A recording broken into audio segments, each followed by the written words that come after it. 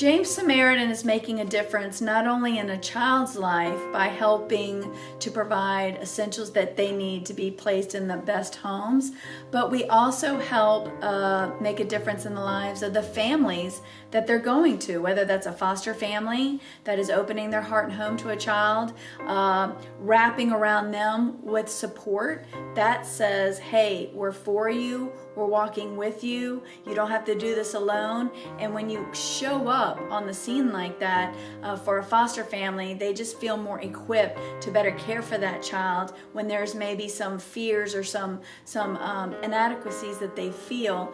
We make a difference into their lives because they realize that they can do this with supportive care, which James Samaritan provides. Government does the best they can, but the needs are always going to be more overwhelming than what they're equipped to handle. And it's up to us to come together and fill those gaps and help youth that are in situations that they never chose to be in. They were just born into circumstances. And they are victims of abuse and neglect. They were probably, their parents may have been through abuse and neglect. They don't know any better. So it's up to us to come together, show unconditional love, give them support, and help them achieve their life goals.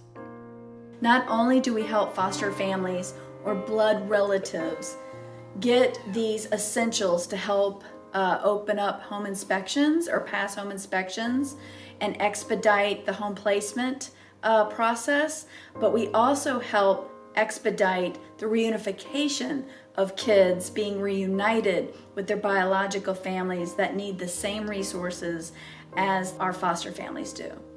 They really just need someone to take that walk with them. I know with me, throughout all the obstacles that I've faced, the main thing that I always wanted was somebody not to do it for me, not to coddle me, but to literally take my hand and say, you know what, I know you can do it, but it's okay. I'm going to take this walk with you. You don't have to do it alone. I can be that stable support.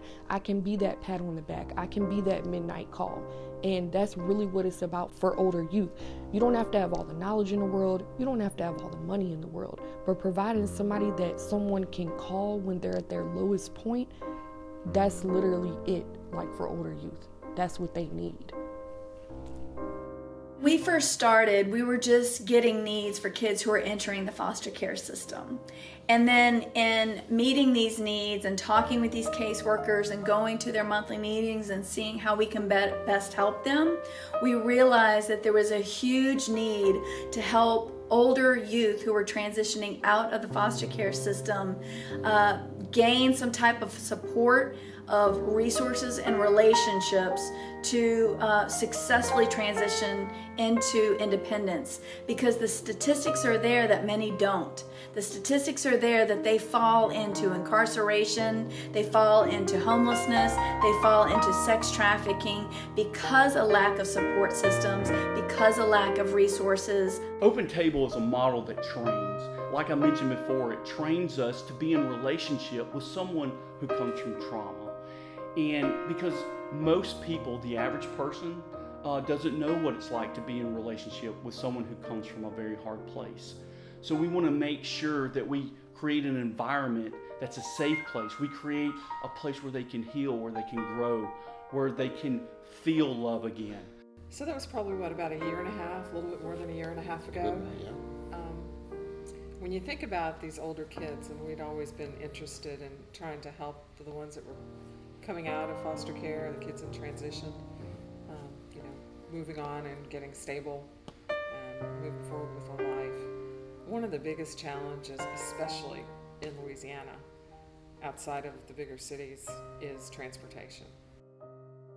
And that was the biggest drawback that we saw at that point in time, was that if the kids could find a reliable piece of transportation and we could get that to them, and this vehicle would be able to last them the next 3 to 5 years during the transition from 18 to 21 years old in the extended foster care, that they would have a much better chance at work opportunities and school opportunities than trying to find someone to drive them wherever they were, and sometimes they may be in an area where it's too rural.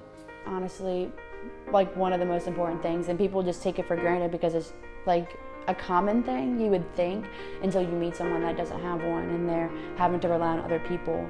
And so having a car is so nice.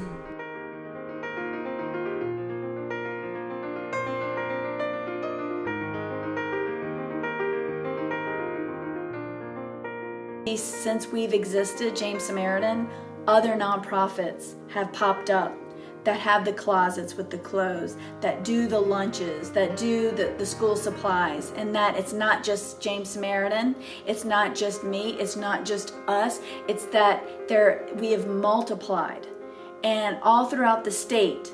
And that gives me more satisfaction than anything else, because that's real work. Real work. There's no mavericks in child welfare. Only community engagement, us doing this together, will change things.